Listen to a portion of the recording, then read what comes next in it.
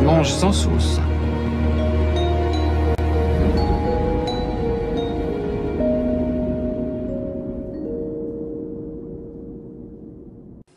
Bon alors, j'ai brossé, j'ai traité à l'anti-rouille, j'ai apprêté tous mes petits morceaux qui vont servir après pour le frein à main, là je vois, pour le pédalier.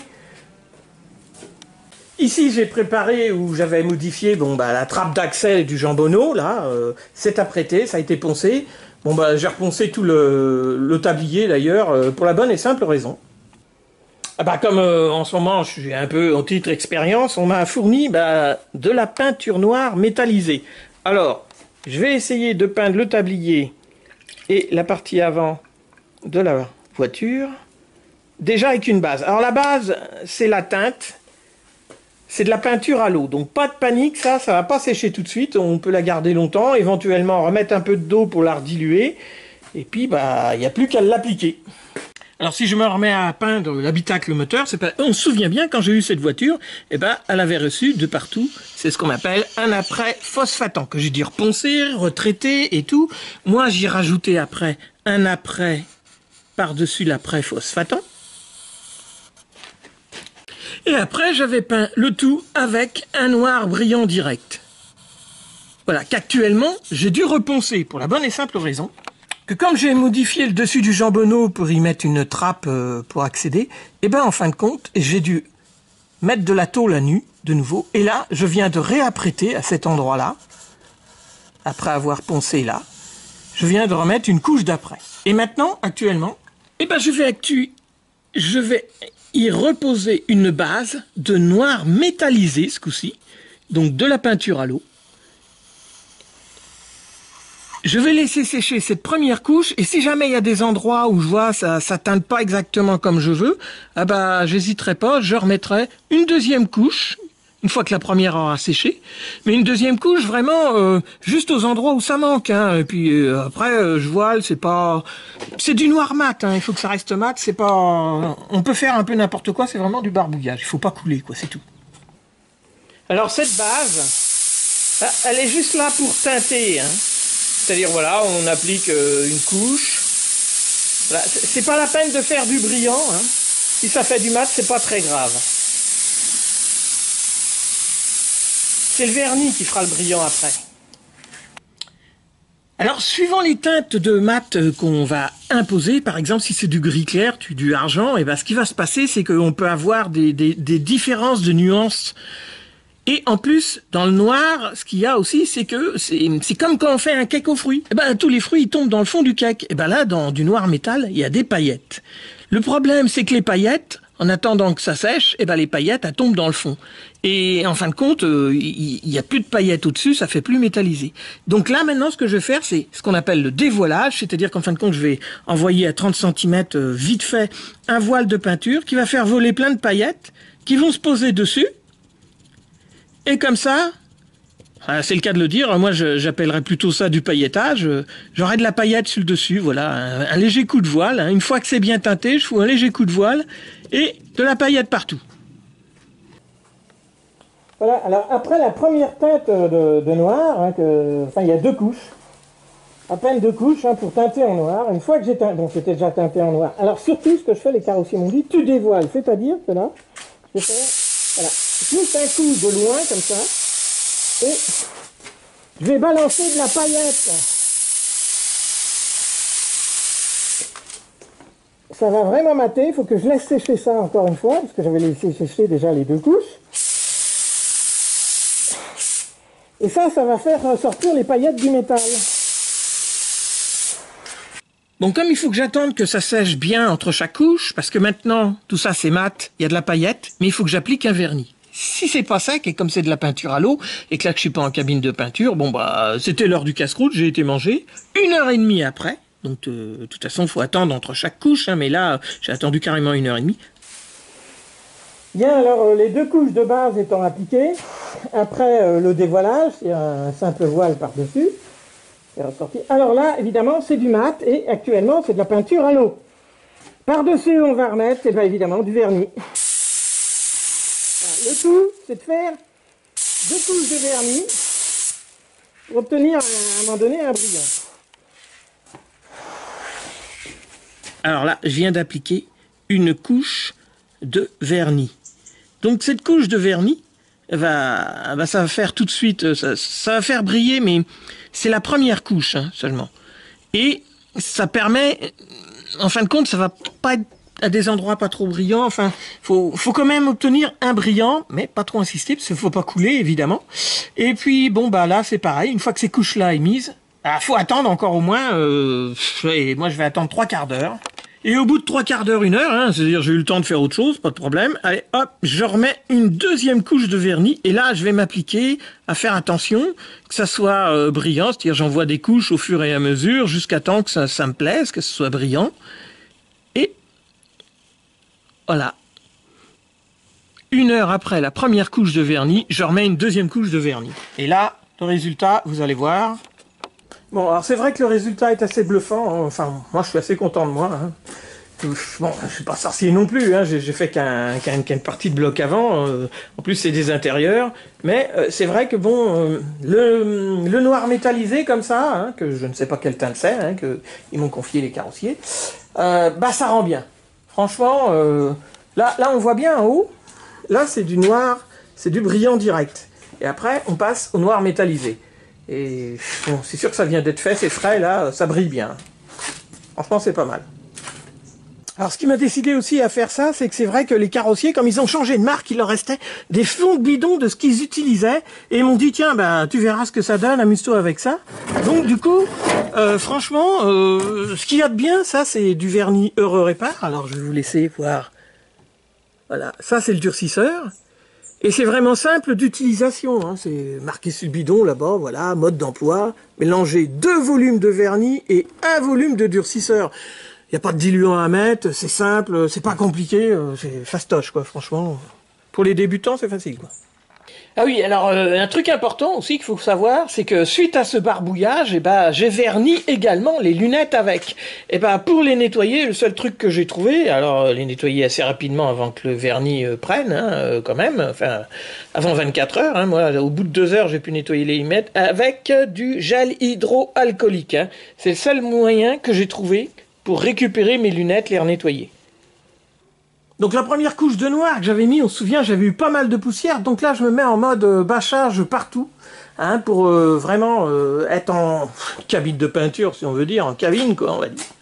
Et bah, j'en ai profité évidemment pour faire d'autres petits morceaux avec, hein, parce que évidemment, il faut que je remonte tout ça. Tiens, bah voilà la fameuse trappe là. Ah bah là, on voit bien, c'est du noir qui tire un peu au gris, hein, quand même, à force de mettre. Suivant l'application, ça fait beaucoup de paillettes, hein. Là. J'ai vraiment volé. J'aurais dû peut-être le voir. Oui. Ah oui. Suivant ce qu'on applique, ça fait pas la même teinte.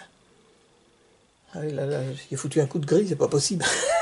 Bon, ça fait rien de toute façon, comme c'est repeint complètement. C'est juste pour voir, je fais des expériences. Et on voit bien, suivant le voilage qu'on fait, il faut faire gaffe. Un carrossier peintre me l'a dit, c'est vachement galère. Ils doivent vraiment se prendre la tête pour peindre une voiture, parce qu'à chaque fois, bah voilà... ça peut faire des différences de nuances. Moi, je trouve que là, il y a plus de paillettes dans celui-là. Hein. Ah oui, je voulais vous dire aussi pour le volant de direction. Alors moi, j'en avais bien hein, pour cette traction, mais on voit bien, bah là, il a une grosse craquelure. S'il faut que j'achète des produits exprès, limer ça, poncer ça, et puis en plus mettre le produit, j'en ai bien pour 50 €. Alors que ça, c'est un volant tout neuf qui vient de chez José Frenzen. Ils le vendent à peu près 40 €, parce que c'est des volants qui ont des défauts. Alors je vous le dis tout de suite, profitez-en, parce que de toute façon, après, j'aurais dû le repeindre aussi, celui-là. Et c'est vrai que bon, il y a des écailles d'après qui se décollent, il était en mat, mais comme fallait que je le repeigne, bah, ça vaut le coup, hein, 40 € ou un produit de réparation 50 €, vaut mieux acheter le volant chez José Frenzen, hein, c'est sûr. Il y en a peut-être plus beaucoup, profitez-en si vous avez besoin d'un volant de traction. Alors ce que je peux dire, c'est que j'ai bien apprécié peindre avec du vernis et une base mat. Le résultat est bien, et il faut dire aussi que pour l'application, bon, il faut une préparation qui soit bonne, hein, qui m'avait dit les carrossiers. Il faut qu'il y ait bien de l'apprêt partout, il faut que la base soit posée sur de l'apprêt et pas sur de l'acier. Et par contre, la base c'est facile, j'ai trouvé, à placer. Par rapport au noir brillant, Le noir brillant, en plus, une fois qu'on peint, j'ai peut-être des problèmes de vue, moi j'ai les yeux qui se perdent dedans, je vois plus rien. Tandis que le vernis, à mettre sur la base, même s'il faut le faire briller, on voit mieux, je trouve. C'est plus facile à faire, j'ai trouvé ça bien. Maintenant, bon, bah, il reste encore quelques petits problèmes, c'est sûr, comme par exemple, j'aurais dû peindre cet ensemble-là, là-dessus. La teinte aurait été identique. Il faut savoir qu'à chaque fois, ils me l'ont bien dit, hein, suivant les applications, on va pas avoir les mêmes teintes. Il y a toujours des difficultés quelque part. Mais franchement, j'ai trouvé ça super sympa de travailler avec du vernis. Bon, bah maintenant, il ne me reste plus qu'à me remonter un pédalier, hein, puisque j'ai peint tous les organes. Le problème, alors malgré tout, il faut savoir que quand je les ai démontés, j'avais tout repéré, du genre la moindre vis de réglage, par exemple, ça c'est EV, c'est le vieux pédalier, ça c'est FV, ça veut dire frein vieux pédalier, et pareil pour l'autre pédalier, tout est repéré, heureusement, parce que figurez-vous que, alors déjà, les pédales, bon j'avais remarqué, il y en a qui sont différentes, on voit bien. Celle-là, elle a un gros support, là, et celui-là, il est plus petit, il est plus maigre. Alors, après, une fois que j'ai commencé à essayer, j'ai commencé à monter, puis j'ai tout redémonté, voilà, je vais vous montrer pourquoi, c'est assez étonnant. Malgré que ce soit des pédaliers qui soient d'après 1952, il y a eu plusieurs fabrications. Parce que là, on voit bien, j'ai enfoncé la clavette à fond et en fin de compte, elle s'enfonce pas. Ah, et là, par contre, j'ai enfoncé la clavette. Ah bah là, elle est vraiment à fond. Donc, en fin de compte, il y a un problème. Il faut pas mélanger les axes et les séparer de leurs pédales. Surtout d'embrayage. De frein encore, je pense qu'il n'y aura pas trop de problème. Mais au niveau de l'embrayage, si. Je sais pas ce qu'il y a de différent, mais il y a quelque chose et du coup, au niveau des clavettes qu'on enfonce, ça va plus. Ah bah tiens, d'ailleurs là je vais intervertir, c'est-à-dire je garde ici cet axe-là, là. Alors qu'est-ce que je fais? Un coup de marteau ici, hop, je sors la clavette. Un coup de marteau ici, hop, je sors la clavette. Voilà, je sors les clavettes, La pédale qui est là, je vais la passer sur cet axe-là, et la pédale qui est là, je vais la passer sur cet axe-là. Alors je prends la pédale, je la mets sur cet axe-là. La pédale, je la mets sur cet axe-là. Allez, je retourne, je mets une des clavettes ici. Je mets une des clavettes sur l'autre.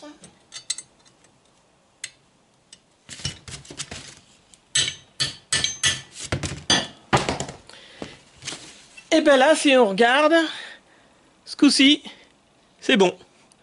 Voilà. Et de l'autre côté, j'ai du filetage pour visser, alors que tout à l'heure, il y en a un, il avait tout le filetage qui dépassait, et l'autre, il n'avait pas de filetage du tout. Donc, ça veut dire que déjà, les pédaliers qui sont sortis après 52, là, il y a, je sais pas, plusieurs modèles, des petites différences, qui font que si jamais on achète une pédale d'occasion et qu'on a l'ancien axe ou autre chose, bah, ça va pas joindre les deux bouts. Je sais pas pourquoi. Et pourtant, tout ça, c'est sorti, c'est les nouveaux pédaliers d'après 1952 jusqu'à 1957. Mais il y a dû y avoir un changement à un moment donné, je ne sais pas. Voilà, donc c'est le problème que vous risquez de rencontrer si jamais vous faites il faut vraiment tout repérer, tout mettre pareil, sinon il peut y avoir des surprises, des modifs à faire, quoi. Bon, alors ce qu'il y a comme petite différence, mais il n'y a pas que ça, mais il y a ça déjà qu'il faut bien penser. Voilà, si je prends cet axe-là, j'aurais pensé que c'était toujours les mêmes. Alors si je prends, moi j'avais appelé celui-là le pédalier vieux, parce qu'il était un peu plus rouillé. Alors le pédalier vieux, si on regarde bien, quand je me mets... Là, c'est le passage de la clavette. Je me mets là autour de l'axe. Hein. L'axe, j'ai bien vérifié, ça c'est le même diamètre. Mais ça, si je fais ça, là je suis à... Disons, si on arrive à voir... Disons 14 et 2 dixièmes. Ça fait 14,20. Et si je prends l'autre axe et que je fais la même chose, il n'y a pas grand chose, mais ça joue tout ça. Et bien là, vous voyez, je suis à 14,5 dixièmes. 14,50, 14,5. Voilà. Et rien que ça, c'est une différence. Déjà, les axes, il n'y a pas grand chose, mais il y a une différence. Alors, je crois même que même les clavettes, hein, je les avais repérées, enfin, il y en a une que je remplace, elles sont différentes. On voit bien, celles-là, elles sont aplanies plus longuement que celles-là. Voilà. Alors, j'ai tout repéré. Ça va avec celui-là. Et ça va avec l'axe. Bon, alors l'axe à mettre dans le pédalier, il a un sens. Hein. C'est cette partie-là qui reçoit cette petite biellette-là, hein, et de l'autre côté qui reçoit la pédale. On voit bien une différence. Donc, allez, j'enduis mon axe avec de la graisse. J'enduis les bagues en bronze du support avec de la graisse. Hop. Tout ça bien enduit de graisse. Alors, la première pédale que je mets, c'est la pédale de frein. Après, son ressort. Alors, les ressorts, je ne sais pas peint, mais je les ai enduits avec de la graisse cuivrée. Hein. Ça fait vachement joli. Puis, hein, un ressort, faut pas que ça rouille, c'est bien connu. Donc, je le présente comme ça, le premier. J'en mange un peu plus mon axe. Voilà, je le passe sous la pédale. J'en mange un peu plus l'axe. La fameuse entretoise qui va là. Alors, après, l'autre ressort qui va ici. Ah, on monte l'axe. Pas trop, il va falloir que la pédale passe. Alors là, je pousse l'entretoise et l'axe, le ressort et la pédale de frein vraiment à l'autre bout, hein, qui m'embête pas. Voilà. Je représente mon ressort là. Je représente cette pédale là que je place comme ça derrière le ressort, voilà. Et là, normalement, ça doit descendre par là. Voilà. Ok. Alors là, j'ai prévu un axe n'importe quoi. C'est une broche de... Voilà. Comme ça tient comme ça déjà, c'est mieux. Après, il faut que je présente...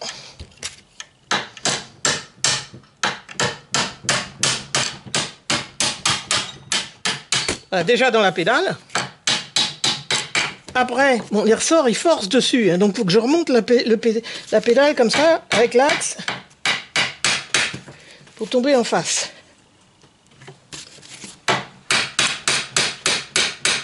Pas évident, d'ailleurs. Bon, voilà, une fois que j'ai retiré le trépied de la caméra, c'est plus facile pour voir par là, pour faire passer l'axe. Hein, c'était le seul problème. Alors maintenant, qu'est-ce que je regarde? Eh ben, je regarde qu'ici, l'emplacement du clavetage, il est libre. Hop, un petit peu de gras. Je mets ma clavette. Je mets un coup de marteau. Du coup, sous la pédale, une rondelle, un écrou. Hop. Je vais visser ça là-dessous.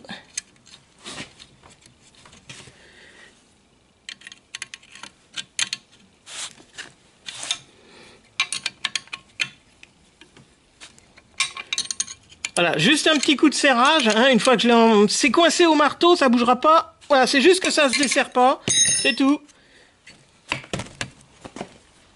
Alors, la petite biellette qui va ici avec la clavette, là, pour l'instant, je la mets pas, parce qu'il faut d'abord que je mette dans la voiture pour pouvoir installer ça. Ça va me gêner sinon. Donc ça, c'est ce que je considère comme le vieux pédalier. Donc la E comme embrayage, hop, je retire le scotch. Et ça, je sais que, bon, avant, je vais y mettre de la graisse. Voilà, la graisse ici. Et je vais mettre le réglage ici. Sans tourner le contre-écrou. Pareil ici, j'ai vieux, ça c'est le frein, donc j'enlève le scotch. Je les avais repérés. Au mieux parce que comme tout change tout le temps, du gras. J'y mets son réglage. Et ça je les corrigerai après, les réglages je les recontrôlerai, mais pour l'instant je vais les remettre exactement comme ils étaient. Allez, il me reste plus qu'à y mettre la tige de poussée du maître-cylindre, qui va là. Un axe. Alors, tout ça, bah, c'est bien gras, hein, bien sûr. Une petite rondelle, moi j'y mets une petite rondelle, je crois que c'est pas obligé, je sais pas si ça y était ou pas. Hop. Une goupille.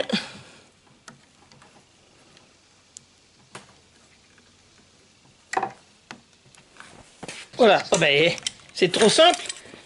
On va faire le deuxième. Bon alors pareil, je m'assure que mon axe passe bien déjà, parce que comme j'ai peint, voilà, je fais sortir des morceaux de peinture là. Une fois que c'est fait, hop, de la graisse. Je graisse bien mon axe. Allez, mon axe bien graissé, je le rentre dans le bon sens. J'y mets une pédale de frein. Un ressort.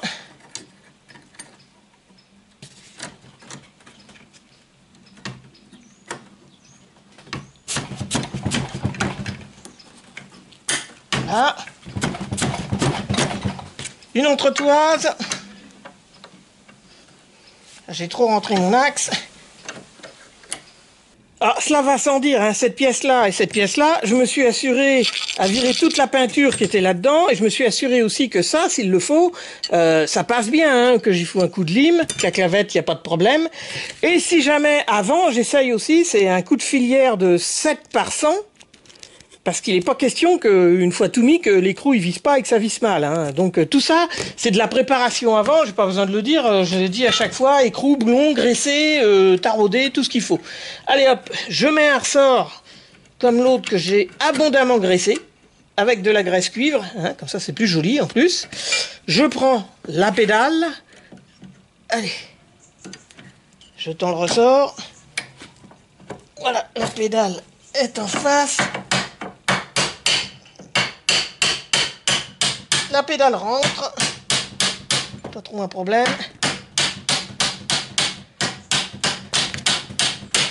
Là, par contre, s'il le faut, je prends un levier, les ressorts mettent en pression mon axe où il faut pas, je regarde, voilà, il faut que je mette mon axe bien en face.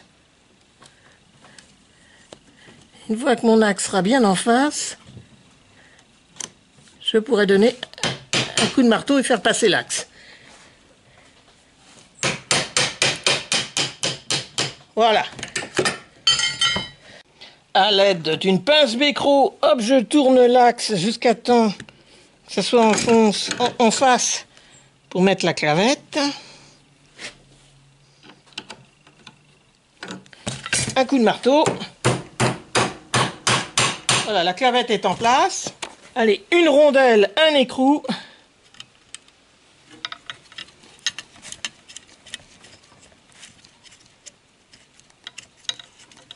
Comme j'avais tout préparé, ça se visse bien. Hein, il y a toujours une préparation à faire avant qu'il ne faut pas oublier de faire. Hein. Voilà, je rapproche mon écrou. Voilà, dès que c'est serré, hop, un petit coup de serrage, c'est pas la peine de faire plus, hein, c'est coincé. C'est embrayage, donc ça c'est la vis de réglage de l'embrayage. Un petit peu de gras sur la vis, évidemment.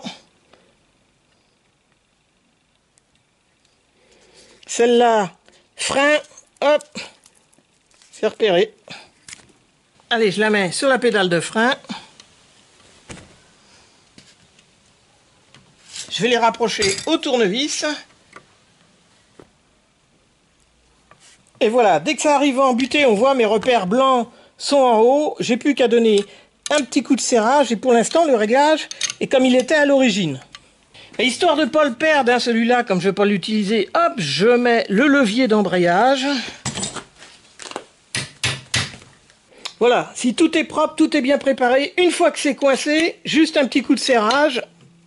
Voilà, l'écrou il sert juste à tenir la clavette car elle ne sort pas. Hein. Et une fois qu'elle est coincée, elle ne sort plus, hein, de toute façon. Et puis là surtout, quand il faudra que je le remonte sur une traction, il faudra que je le redémonte. Alors, ça va ici. Alors, un axe bien graissé qui rentre bien. Une rondelle, hein, je mets une rondelle moi. Alors, une goupille.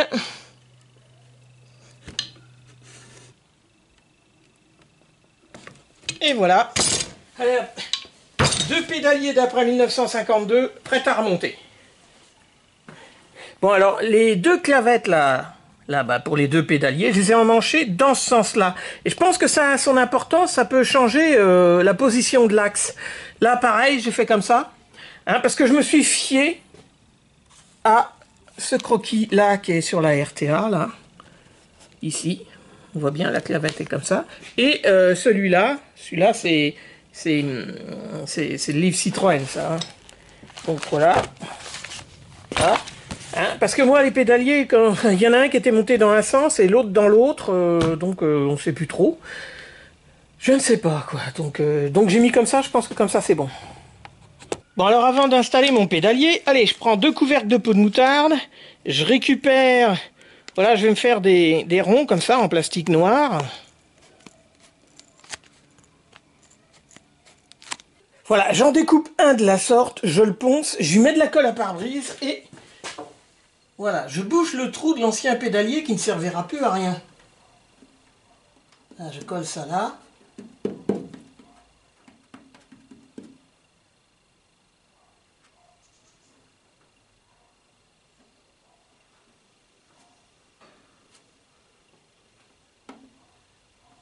Alors, j'en mets un de ce côté-là et un de l'autre côté. Hein. Voilà, alors de ce côté-là, je prévois une encoche ici, puisqu'il y a une vis qui passe là-haut. Voilà, et je colle celui-là ici. Et comme ça bouge bien les trous.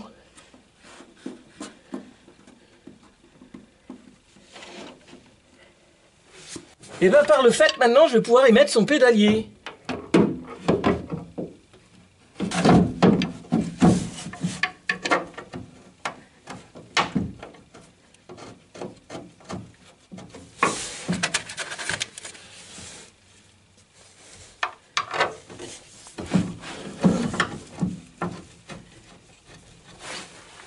Bon, du côté habitacle moteur, je place tout de suite ce petit support-là de câble d'embrayage. Et avant de mettre définitivement les deux boulons qui fixent ici sur le support, il faut que je fabrique une petite cale, comme ça. Donc là, je fais un gabarit en carton. Allez, traçage, découpage.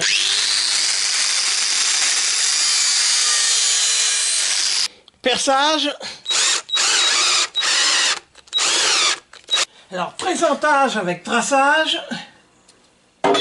Allez, premier pliage.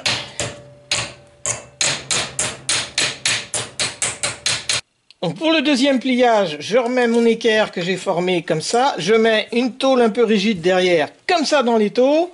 Je place cette tôle-là qui fait l'épaisseur, que je fais tenir avec des pincettos. Voilà, je prends un burin plat, je le mets en dessous et je fais le deuxième pliage.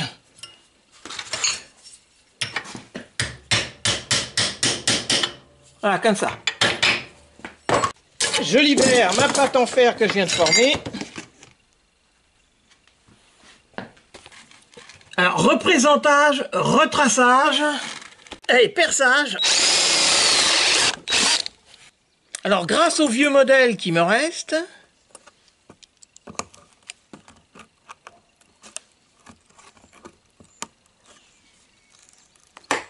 découpage.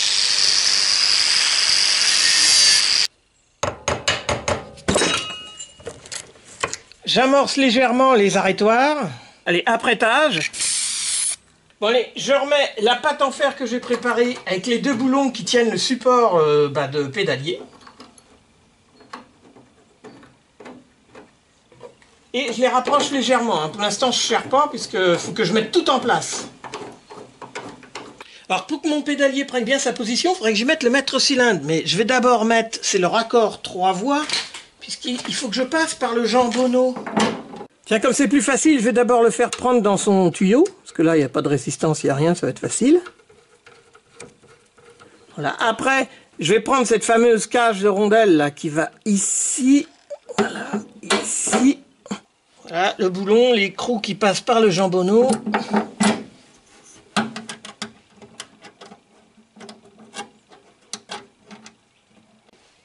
Allez, je lui mets un petit coup de serrage. Ça va pas se sauver. Hein. Pareil pour le branchement du tuyau.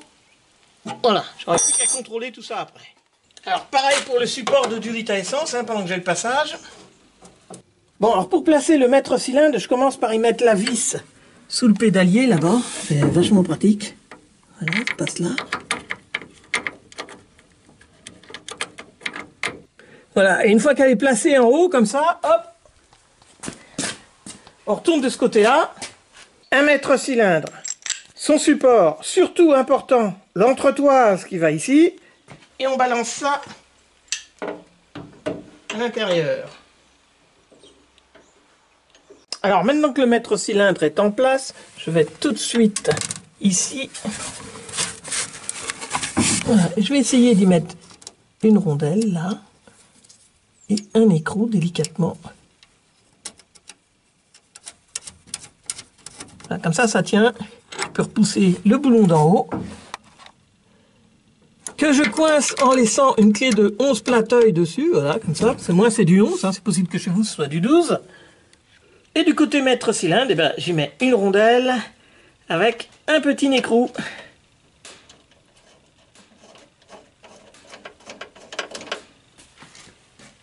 Bon bah du coup tous les boulons ils sont de mon support de pédalier. Alors ce que je vais faire, bah, je les ai tous rapprochés là au fur et à mesure.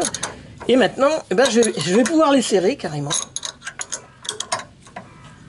Hop, bloqué. Alors je récupère ma clé de 11 qui est coincée là. Hop, je serre celui-là.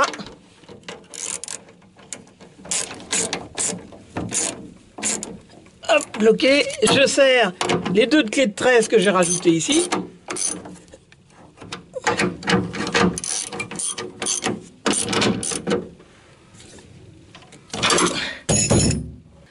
Alors maintenant, je vais serrer les deux extérieurs, là.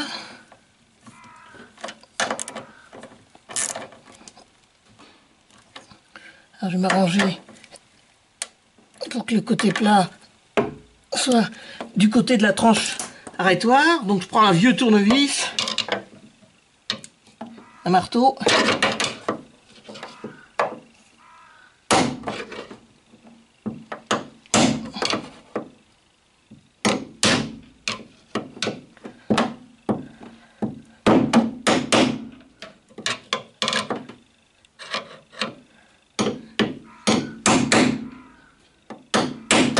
Voilà, je bloque mes arrêtoirs. Ah bah tiens, c'est plus facile de les finir à la pince Bécro. Voilà, comme ça ils sont bloqués. Bon allez, la biellette d'embrayage, sa clavette. Alors là, si je connais dans quel sens faut emmancher la clavette, c'est pour la bonne et simple raison. C'est marqué ici. Montez le levier de renvoi 21 sur le pédalier, donc sur pédalier. Alors, engager la clavette par la face arrière du levier. Alors sur le plan, on voit bien là, le levier 21, il est ici. Bon, il est du mauvais côté, mais on distingue de bien, il n'y a pas d'erreur, c'est ça. Hein. Alors je tiens à rappeler que le sens d'emmanchement d'une clavette a son importance. En effet, là on voit, c'est mon axe qui est en coupe. Si une clavette, ça a une forme de trapèze à un moment donné. Si je l'emmanche par la gauche, comme ça, voilà, elle va arriver ici. Et à ce moment-là, quand je vais mettre ma biellette, eh ben, elle va être inclinée vers la droite. Si je prends ma clavette et que je la vais emmancher par la droite, voilà, ça va être comme ça. Et à ce moment-là, ma biellette va être inclinée vers la gauche. Donc, pour tirer sur le câble d'embrayage, ça va pas avoir les mêmes sensations, quoi. Donc, du coup, il faut bien savoir dans quel sens on doit emmancher les clavettes. Donc je vais vous remonter la position des clavettes sur le pédalier nouvelle génération.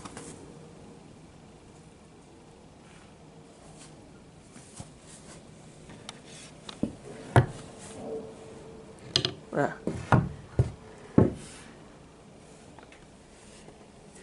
Qu'il n'y ait pas d'erreur. Écrou rondelle. Allez, un petit coup de clé de 12 pour serrer la clavette.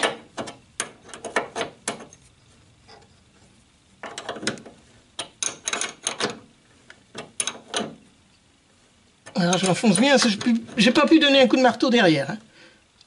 Là, ça bougera plus. Voilà, et quand on appuie sur la pédale d'embrayage... Alors j'ai peint également, tiens, bah, c'est ma timonerie d'accélérateur, la pédale, donc je vérifie, mais ça j'avais déjà vérifié, avec une clé de 11 que là-dedans c'est bien serré. Hein, de toute façon, là-dedans il y a un arrêt, on peut pas se tromper, hein, ça peut être qu'à cet endroit-là. Donc ça c'est bon. Alors ça se glisse, voilà, comme ça, comme ça, comme ça et comme ça. Bon, j'ai mis de la graisse ici, puis j'ai fait marcher avec de la graisse, hein, parce qu'il faut que ça soit gras. Là je prends une rondelle. Je place ça ici. Non, ça va pas là. Qu'est-ce que je fais? Ça va ici. Voilà. 2 rondelles, 2 vis. Allez, hop. Ça va ici. Même chose là. Alors maintenant que c'est installé comme ça, hop, je passe à l'intérieur. Bon allez, je donne 3 coups de clé de 12 et ma pédale d'accélérateur sera installée. Alors pareil de ce côté-là, écrou, rondelle.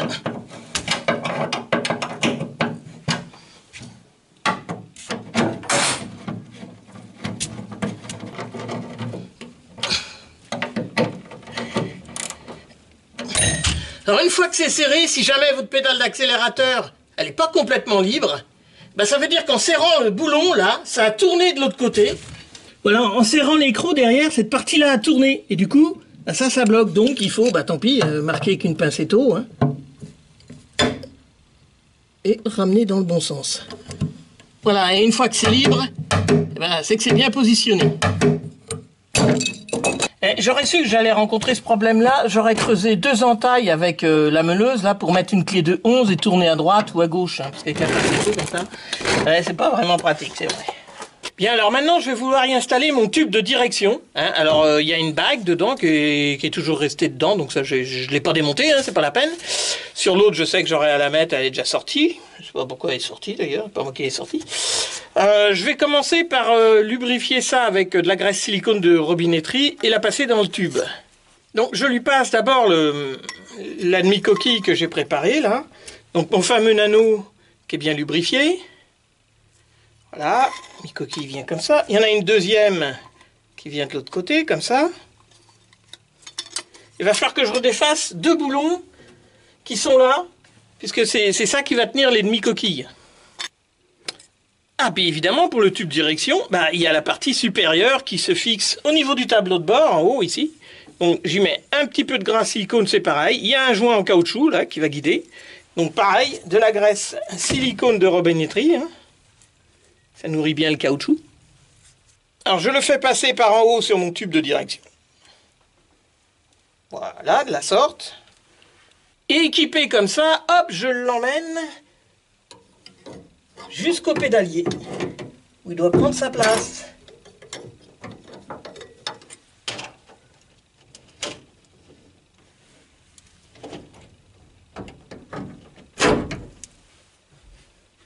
Donc là, il faut que je remette les boulons qui tiennent, les 2 boulons que j'ai dû retirer, parce que c'est ce qui y tient les demi-coquilles. Avec de larges rondelles, évidemment.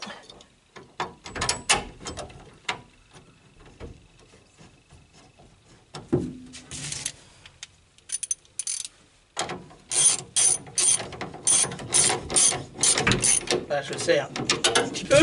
Et placé de la sorte, je vais pouvoir resserrer les boulons qui tiennent maintenant les demi-coquilles, mais qui tiennent aussi, là, il y a le mètre cylindre de frein. Et puis celui-là, ça tient le pédalier. Voilà. 2 écrous, 2 rondelles, hop, ça va sous le tableau de bord. C'est ce qui tient le tube de direction au niveau du tableau de bord.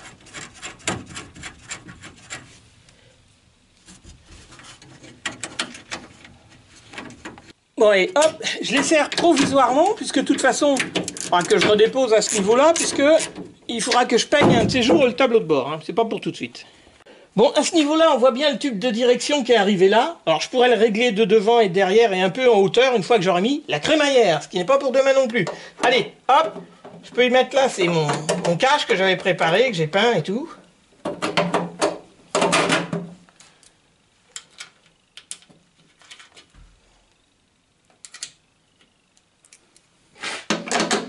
Alors lui aussi, je lui fais un petit serrage vite fait, hein. De toute façon, ça n'a pas besoin d'être serré fort, c'est juste un capot, hein. Puis il faudra que je le redémonte, de toute façon, quand il y aura le reste à monter. Ça, c'est surtout pour que je ne perde pas tous les morceaux que j'ai réussi à regrouper et à réunir et à refaire. Hein. Sinon, encore une fois, il va y en avoir partout.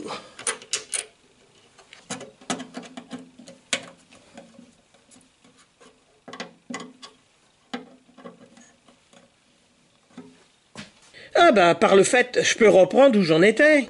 Purger, bon bah tout ça moi je verrai plus tard. Hein. Présenter le tampon de fermeture du jambonneau, percer les trous de fixation à 3,5 en utilisant le tampon de fermeture comme gabarit.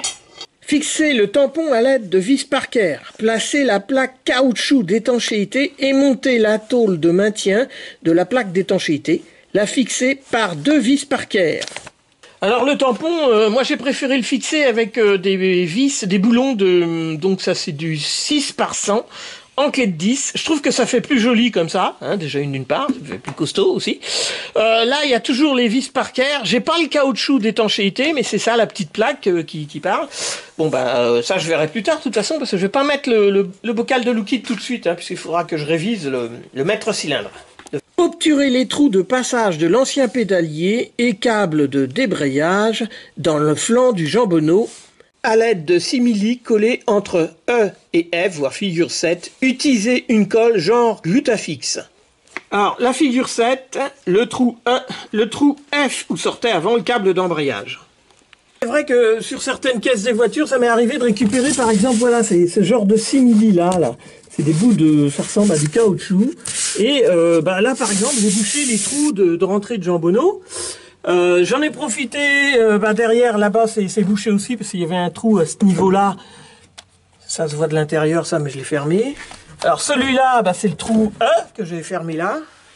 Le trou E que l'on voit mieux d'ici, là, que j'ai fermé, bon, avec de la colle à pare-brise, et puis un couvercle de peau de moutarde. Et puis là, pareil, pour le trou F, où passait le câble d'embrayage. Bon allez, je vais directos dans le magasin.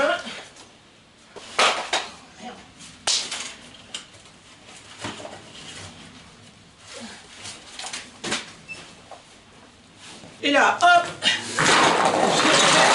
la boîte à bouchons. Et tiens, voilà, dans une boîte à bouchons, ce qu'on trouve, évidemment, c'est des bouchons, ça tombe bien. Ah non, il est trop petit pour en haut, mais pour en bas, il est parfait, donc il m'en faut un deuxième pareil pour de l'autre côté. Allez, hop, je replonge, tiens, alors, un bouchon, hop, il va là. Bon, en cherchant bien, on va en trouver des trucs. Voilà, avec ça dedans. Bon, c'est trop gros, ça. Là, celui-là. Voilà, c'est parfait. Je leur mettrai un coup de colle à pare-brise, comme ça ils seront noirs, ils se verront plus, ils seront plus rouges. Oh, comme ça c'est bien aussi, hein. Alors j'avais dit ça pour de l'autre côté, c'est parfait. Ah tiens, pendant que j'y suis, je vais chercher pour ça. Alors ça tombe bien justement, j'ai d'autres boîtes à bouchons, parce que sinon je vais pas m'en sortir. Et là justement, j'ai toutes sortes de bouchons ronds, et puis surtout des ovales comme ça. Ah tiens, ça j'ai dû le récupérer sur une Zantia, tiens regarde là. Bon, non, il est trop grand, mais ça fait rien. J'en ai trouvé d'autres, là. Et puis, celui-là qu'il faut pour faire passer la durite à essence quand je vais faire le réservoir de l'autre, ça y est, je l'ai trouvé, je suis content, je l'avais en stock. Un autre. Et puis ça, hop, et voilà, ça va ici. Alors, je sais pas où je les ai récupérés, ceux-là, j'en ai aucune idée. Mais en tout cas, voilà, impeccable, comme les chiens pour mordre le monde. Ah puis attends, je viens de voir que dans la boîte, hop, je retire ça. Là j'ai plusieurs ronds et je vois que ceux-là, c'est exactement ce qu'il faut. Voilà, ça doit être aussi, je sais pas, c'est plus qui est bagnole. Des Citroën, des ZX peut-être. Bon allez, maintenant que les bouchons sont mis, alors après, déposer le levier de commande de fourche de débrayage et monter le nouveau levier Anthrax de 104 mm. Alors ce levier qui est contre la boîte de vitesse, il est là. Alors il y en a 3 modèles différents et de toute façon sur le livre là il est précisé qu'il fait 102 mm d'anthrax et pas 104, donc quelqu'un a dû se tromper. Montez la patte d'attache du ressort de rappel de câble, accrochez le ressort, montez le support de guide fixe. Alors ça c'est sur la boîte de vitesse, donc je vous montrerai ça à l'occasion, mais pour l'instant on n'y est pas. Montez l'ensemble moteur, boîte de vitesse sur le véhicule. Bon, ça c'est pareil, c'est pas pour tout de suite, mais ça va se faire. Régler la hauteur de la pédale de débrayage, agir sur la vis de butée pour obtenir une cote de 150, plus 15, moins 0. Ça fait 150 et 165. Alors pour visualiser, j'ai trouvé un croquis. Celui-là est à la page 53 de la RTA. Et ça c'est pour l'ancien pédalier, celui que j'avais d'origine de 1951. Mais là, les cotes, c'est pas les bonnes, puisqu'évidemment, on est avec le nouveau pédalier, le pédalier surélevé. Donc ce réglage-là se fait par les vis de butée qui sont en haut, que j'avais repérées et que j'ai remonté au même endroit, à la même position. Alors, voyons voir, il faut que je rajoute, c'est une épaisseur, parce que moi, actuellement, j'ai pas le tapis de sol. Donc, faut prévoir à peu près ça, le tapis de sol plus une espèce de moquette. Comme on peut voir sur le croquis, il y a au moins 15 mm à rajouter. Je prends mon mesureur et je mesure entre en bas et ici, là. Et là, je tombe à 160. 160, donc on avait dit entre 150 et 165. Bah, mieux que ça, c'est pas possible. Donc le réglage, il tombe vraiment bien. On va laisser comme ça, on n'y touche pas. Alors du coup, je reviens en arrière à un paragraphe précédent, parce que je me souviens, il fallait aussi que je règle la hauteur de la pédale de frein. Donc agir sur la vis de butée, pareil que pour la pédale d'embrayage, mais pour le frein ce coup-ci, pour obtenir une cote de 140, plus 10, moins 5, c'est-à-dire en fin de compte il faut 150 ou 135, prise entre le point le plus bas du patin de la pédale et le tapis de caoutchouc. Alors pour la pédale de frein c'est pareil, j'avais repéré, j'avais remonté au même endroit. Alors si je mesure avec l'épaisseur que j'ai mis là, je tombe à... on peut lire 140. Ben, 140, c'est bon. Hein. Maintenant, je vais vérifier. Normalement, il faut que j'aie 10 mm avant l'attaque. Et alors là, il faut vraiment lire tout le livre, hein, parce que là, on est à la page 153, donc on est au niveau des 15,6. Mais c'est la même chose. Réglage de la pédale de frein. Le jeu nécessaire entre le poussoir et le piston du maître-cylindre, afin de permettre au piston de revenir à la position extrême arrière et de dégager ainsi le trou d'alimentation, s'obtient par le réglage de la vis de butée de la pédale. Ce réglage doit permettre une course de 10 mm à la pédale entre la position repos et l'attaque du piston par le poussoir. Alors je vais vous expliquer ça. Non, je crois qu'il faut mieux que je regarde comme ça. Voilà, comme ça. Donc si je mets le mesureur là... Là je les ai, les 10 mm là. Hein. Pas de problème. Bon, bah, le réglage tombait pas trop mal. Hein. C'était pas trop mal réglé. Hein. Je bloque l'écrou de 12. Et c'est bon. Parce que ce jeu de 1 cm là, il est très important. Parce que ça, c'est sûr que la pédale est bien revenue, qu'elle n'appuie plus sur le piston du maître-cylindre et que le liquide de frein va pouvoir se libérer. Parce que sinon, si vous faites pas ça, que ça attaque tout de suite, par exemple, là, si ça appuie un petit peu sur le maître-cylindre, et ben ce qui va se passer, c'est qu'au fur et à mesure que vous allez freiner, la voiture va se bloquer de plus en plus.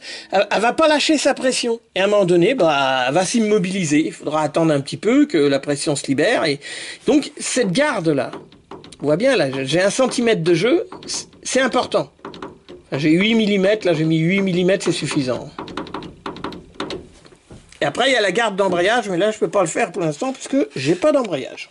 Alors, monter le câble de débrayage, présenter le câble dans son support. Bon, alors tout ça, on verra après quand je le montrerai et que j'aurai le moteur boîte. Hein, pareil, pour le réglage de débrayage, placer la placette d'arrêt vissée provisoirement. Bon, ça, pour l'instant, j'ai pas la boîte de vitesse qui est montée, donc je vais pas m'occuper de ça. Ça, on verra après. Hein. Alors, desserrer les guides réglage, gaine, porte, comprimer la gaine, d'accord. Régler la pédale, agir sur, d'accord. Donc, il nous faut une garde d'embrayage comprise entre 10 et 15 mm. Et après, confectionner une garniture moquette, voire figure 5. Bon, bah ça, c'est pareil, hein, on verra quand on sera à la sellerie. Ah bah dis donc, j'ai installé le nouveau pédalier sur ma voiture. Bon, bah ce coup-ci, le nouveau pédalier est monté sur la voiture. Et bah, je dois vous avouer que je pensais que ça aurait été plus simple que ça quand même, mais parce que je pensais vous torcher ça en une vidéo, et en fin de compte, là, je pense qu'il y en a déjà 3 des vidéos là-dessus. Super. Ah bah non, il y en a même 4. Attention, hein, on s'entend bien, j'aurais eu une traction avant en parfait état pour rouler, qu'il n'y a rien à faire dessus. J'aurais pas fait toute cette modif-là, hein, j'aurais laissé tel quel. Hein, là, je le fais parce que, franchement, oui, au point où j'en suis, je vois vraiment pas ce que je risque. Alors, s'ils ont modifié les pédaliers à partir de 1952, bon, je pense que ça doit être pour une question d'ergonomie d'abord, hein, parce que, évidemment, comme les pédales sont plus proches, ça permet de poser son pied gauche une fois qu'on a débrayé plus facilement sur le côté ici, hein, dans la voiture. Et puis aussi pour débrayer, bah, ça fait lever le pied moins haut, puisque faire le réglage de la commande d'embrayage, donc régler la hauteur de pédale, pédalier ordinaire, sans tapis 180 mm, pédalier surélevé, le nouveau, sans tapis 150 mm. Alors je rappelle que là on voit bien, il y a le tapis qui fait 5 mm, mais c'est compté avec le feutre en dessous qui n'y est souvent pas sur les tractions. Le feutre doit faire au moins 1 cm d'épais, à moins qu'il soit bien tassé ou autre chose. Donc en fin de compte, ces cotes-là, 180 ou 150 mm, c'est à prendre suivant l'épaisseur de ce qu'il y a ici, hein, bien sûr. Il faut rajouter par rapport à la tôle en dessous au moins 1,5 cm, 15 mm. Donc schématiquement, on peut retrouver ça, là c'est sur les livres Citroën, donc on voit la cote A qui se prend juste en dessous là, au niveau de la pédale, et il y a le tapis et le feutre, donc la tôle après. Donc entre la tôle et la cote qu'ils ont mis, il y a au moins 1,5 cm. Il faut prévoir. Bon alors ça, de toute façon, tout ce qu'il faut retenir, c'est que la pédale d'embrayage est un peu plus haute de 1 cm par rapport à la pédale de frein. Alors évidemment, on peut retrouver ces cotes-là sur le livre Citroën, donc régler la hauteur des pédales en agissant sur les vis de butée 22. Alors ça, c'est pour le nouveau pédalier. Donc soit pour la pédale de frein, une cote A, alors 140 plus 10 ou moins 5 mm, ça veut dire qu'en fin de compte, c'est de 135 à 150 mm, prise entre le point le plus bas du patin de pédale et le tapis. Et pour la pédale d'embrayage, eh ben, la cote A, c'est 150 plus 15 éventuellement, mais 0, donc c'est-à-dire c'est entre 150 et 165, prise dans les mêmes conditions que pour la pédale de frein. Car je rappelle que malgré toutes ces cotes, le plus important, c'est très important, attention, c'est qu'il y ait, voilà, à peu près 10 mm, moi j'ai 8 mm, hein, 8 mm, 10 mm de garde avant que ça attaque sur le mètre cylindre. Et pour l'embrayage, bah, sur le nouveau modèle, ça doit être 1,5 cm de garde avant que ça attaque les linguets. Je crois que sur l'ancien modèle, par contre, c'était 3 cm de garde. En tout cas, comme on vient de le voir là, pour le pédalier nouvelle génération. Alors pour toutes ces planches et ces caractéristiques, on peut les retrouver sur Internet, hein, ma foi. Bon, bah, il suffit de chercher, par exemple, RTA traction. Hein, allez, on clique dessus.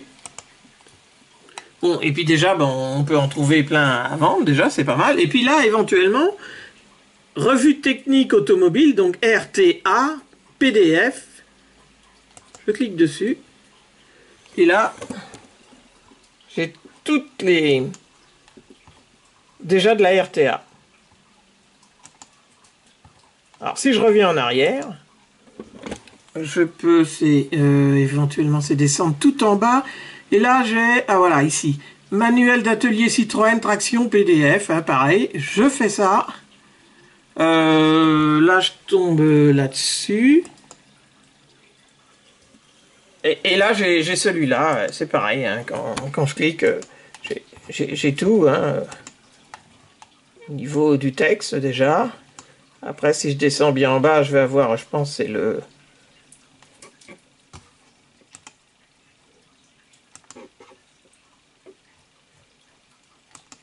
les planches à dessin. Donc voilà, c'est facile d'avoir accès à ça. Bon, c'est vrai que moi j'ai acheté le livre, hein, parce que je vais en avoir beaucoup besoin.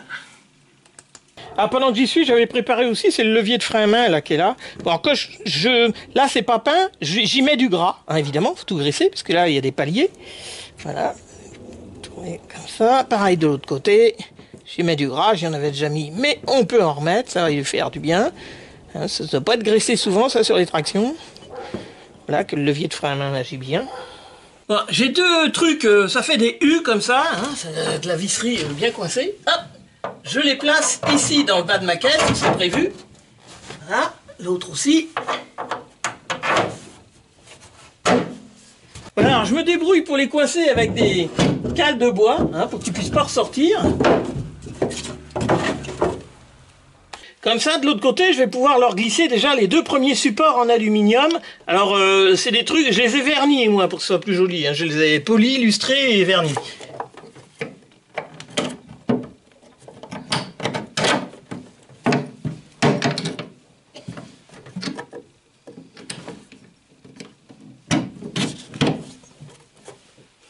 Alors évidemment, tous les axes comme ça, là, je les ai enduits de graisse, mais alors abondamment. Hein. Faut que faut que ça baigne dans le gras, tout ça. C'est ça le problème, c'est que justement, d'origine, ben, ça baigne pas dans le gras, et puis ben, j'ai trouvé tout ça.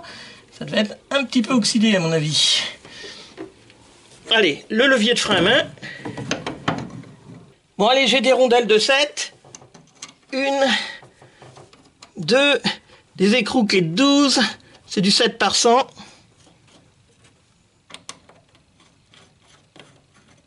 Pareil de l'autre côté, rondelle. Des écrous de clés de 12.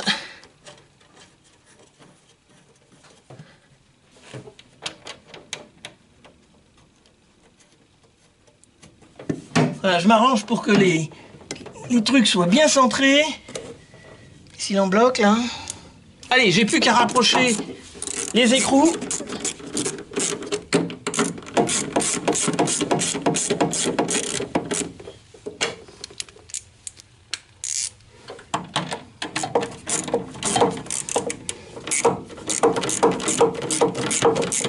Bon, alors avec la traction de 1955, j'ai eu un levier de frein à main. Bon, mais j'en avais qu'un, donc je me suis mis à en chercher un autre d'occasion. Mais à l'époque où j'ai cherché, ils étaient au même prix que les neufs chez Renel. Ça coûtait à une époque 50 €. Maintenant, chez Renel, ça vaut 56 €. Avec celle de 51, j'avais eu ça, par contre. Je dois avoir le ressort quelque part, mais je ne sais pas où. Par contre, j'avais pas la canne. Donc maintenant, je vois d'occasion, j'aurais pu attendre. Des cannes, il y en a des moins chères. Mais de toute façon, bon, elles sont d'occasion, donc c'est-à-dire dans cet état-là. Hein. Bon, c'est sûr que de toute façon, une canne, ça va s'user. Hein. Là, je vois que chez Renel, ils me l'ont mis à l'envers. C'est-à-dire que normalement, elle va comme ça.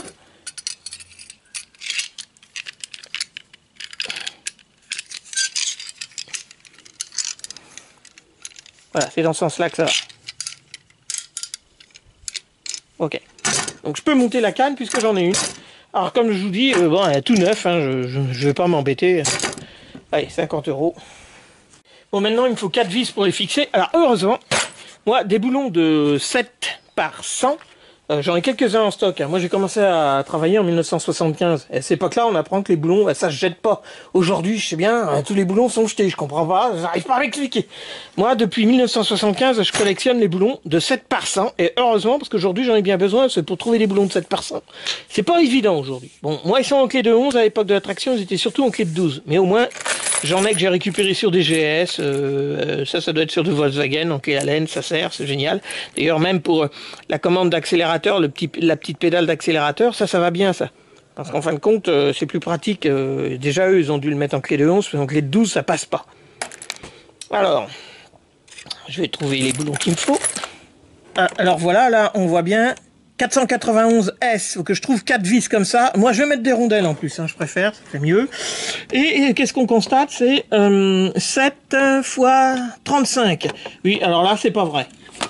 Alors, tout simplement parce que ceux-là, déjà, ils font 20, enfin 25 avec la tête comprise. Et si je veux les visser, donc ici, où il y a la visserie, là, on voit bien, à un moment donné, hein, alors, bon, même avec l'épaisseur de la rondelle et du ressort, eh ben, j'arrive à toucher la carrosserie de l'autre côté, là, mon éclairage qui gêne. Donc 35 à mon avis c'est trop grand. 25 ça serait juste, ça serait pas mal.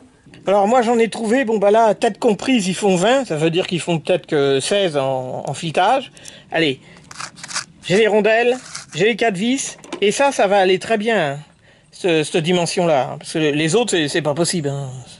Voilà, on voit bien avec la rondelle, le ressort, le support, voilà, ça dépasse déjà de ça. Donc c'est amplement suffisant, il n'y a pas besoin de mettre plus. Donc pareil pour l'autre côté. Alors c'est là qu'on se dit, hey, ça vaut vraiment le coup d'avoir un magasin comme le mien.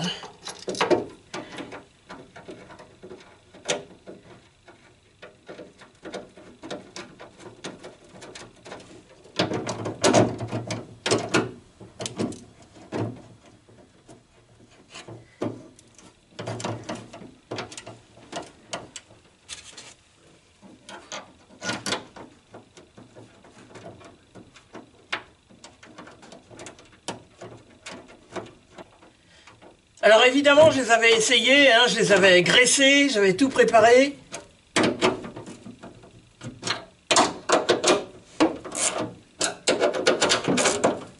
Voilà, pendant 4 boulons à mettre. Voilà, il y a un levier de frein à main. Bon, arrivé de l'autre côté, hop, la canne de frein à main, elle se met ici. Alors comme d'habitude, hein, là l'axe je l'ai graissé. Voilà, une fois qu'on est bien en face, ben ça rentre, ok, d'accord. On met une petite rondelle. Bon là provisoirement pour l'instant j'y mets une goupille comme ça pour pas perdre. Oh, elle veut pas y aller ici. Voilà. Je l'ouvre un petit peu comme ça, je laisse comme ça, je suis tranquille, je perds rien. Oui, parce que là, à l'occasion, il faudra que je trouve un système de soufflet ou quelque chose pour faire une étanchéité. Hein. Bon, alors je rappelle qu'on a pu éviter, c'est ça. En fin de compte, on a eu ça. Alors que normalement, on aurait dû avoir ça. Et ça se terminera comme ça, de 1952 à 1957. Ouf, eh ben, vidéo interminable. Allez, balancez-moi la musique de fin.